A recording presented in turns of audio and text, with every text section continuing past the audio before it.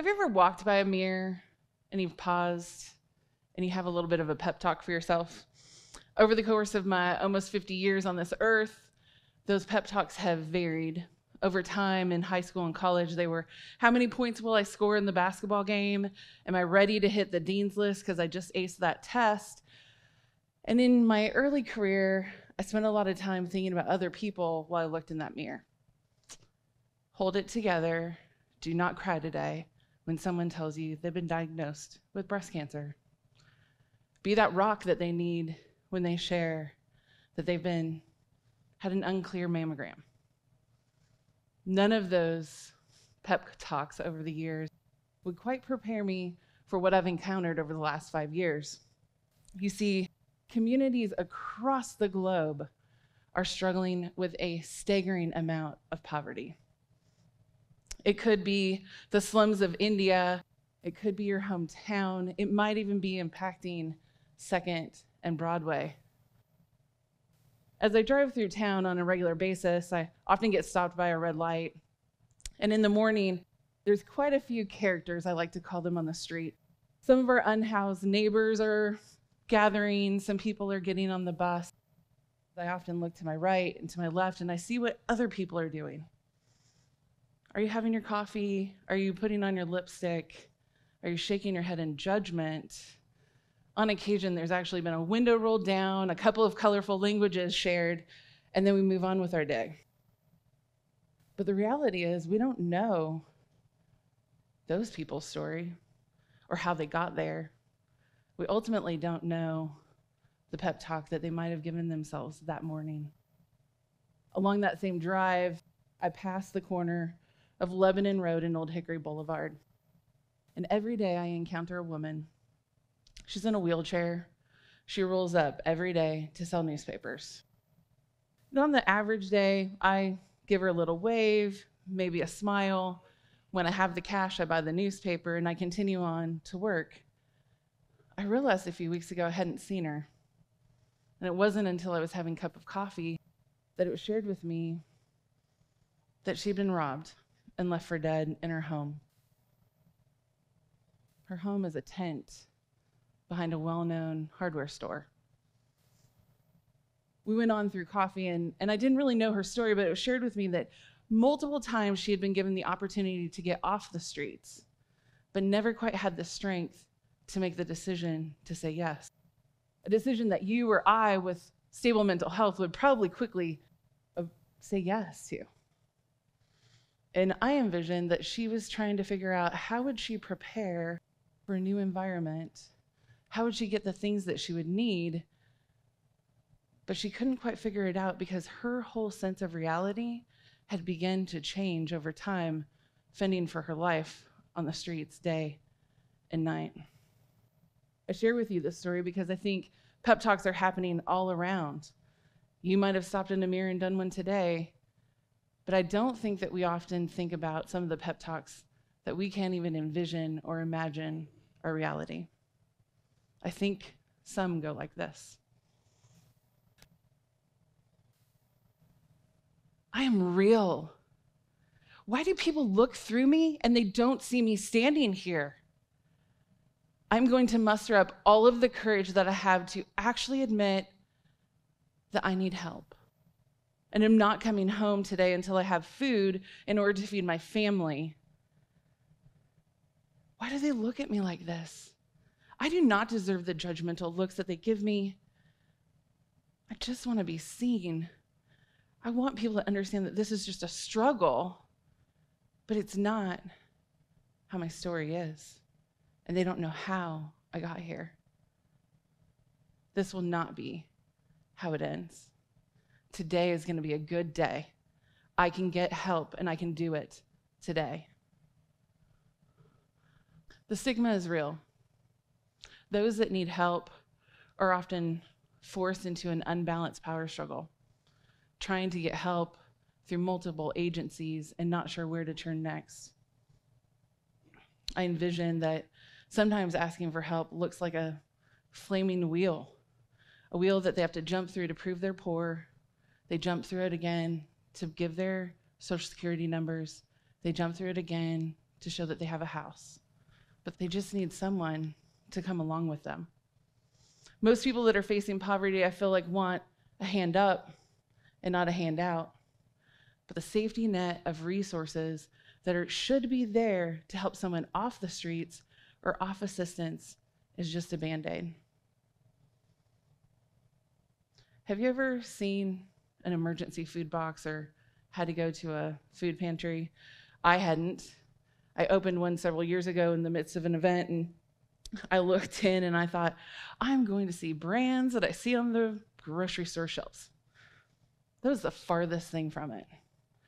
It was brown packages. It looked almost like MREs or like something the military would pass out. It didn't look like any brand that I understood or knew. Yet people say, if you're poor, anything will do. If you've applied for free or reduced lunch for your children, or even had to acknowledge to an official that you don't have safe and secure overnight housing, essentially announcing that you're homeless and need resources. You see, these examples aren't really here to shock you, because the reality is that over and over and over again, these families are seeking help, but yet they don't know how to get it. When I think about what it is that someone needs, everyone needs something. For some people, it's a smile, it's an acknowledgement. For others, it might be they actually do need to be lifted out and moved away. There's always a naysayer in the group that says, write a big check. While that's nice for nonprofits and allows us to do work, the reality is we need time and talent. If you love to cook, go find yourself a soup kitchen. If you love to get busy, maybe pack some hygiene boxes or do something that actually is meaningful when it gets to someone else. The system is full of judgment. It is full of over and over and over hearing the word no. But I feel like if we stopped a moment, we might be able to change someone's day.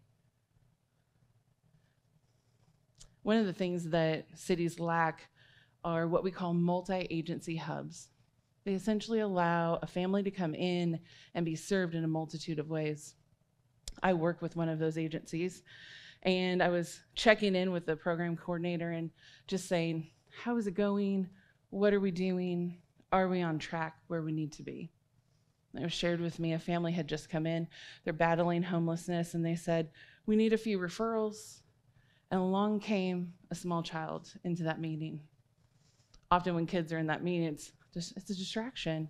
The coordinator saw it and said, please, over there on the shelf, the red bin, go pick out any toothbrush that you would like. The child was like, yeah, lottery. Child runs off. The parents continue the conversation. The referrals are exchanged, and here comes the child back, proudly holding a red toothbrush. I found one. And that coordinator stopped for a second and said, but you have brothers and sisters. Your parents might need one. Go back there and get a few more toothbrushes. The child, petrified, I think, at that moment, puzzled, because they didn't know that you should have your own toothbrush. That family had been sharing one. This is a reality across the globe. It doesn't matter if it's impacting your exact neighborhood or if you're driving by it. It really is about the work that's being done in your community to meet the need, and not just the surface need, but actually the root of the cause. You see, all of this safety net is fabulous, but until you can get to the root of the cause, you actually can't fix the problem. The other side of it is people want out. And often when they're trying to get out, there's a long waiting list for secure housing. There's a lack of basic necessities in order for someone who is about to get a job interview to look professional. Or maybe you are ready and you lack robust transportation to get you to that job interview. In cities like Nashville that lack a living wage, robust transportation, and affordable housing, families are often turning to the streets and to nonprofits in order to provide the basic necessities that are needed. I shared with you originally around food insecurity and food boxes, but the most needed items for a family isn't covered by assistance. Assistance in the States does not supply diapers or wipes, period supplies, or even the most basic necessities like shampoo, deodorant, and a bar of soap. It doesn't allow you a rotisserie chicken in order to feed your family, but it does give you some fruits and vegetables, a lot of prepared food like mac and cheese and chips. Unfortunately, the most needed items are not covered on any form of assistance. So you're asking today, like, what can we do? How can we help someone? Acknowledge what's going on. Acknowledge that person as you drive by, or the person that's on the street that has a sign that says help. You may not be the answer to their help at the moment, but you can see them. If you do have that time and talent, put it to good use. You don't have to sign your life away. Do it in a 2-hour increment. Because when you get on the other side of that, not only do you feel good, but that person that's receiving that gift on the end, the gift that you packed, not knowing who that end user would be, that's more than what they've probably gotten in a day, a week, and in some cases, probably a month. I challenge you to treat people with respect, to think about dignity as a choice and not just, oh, it's a quick talk, we'll say we'll do it. The pep talk that you all need and everyone across the country and the world needs is that we can actually make a difference if we just treat people with respect and dignity and a choice to make a meaningful change to mankind. Thank you.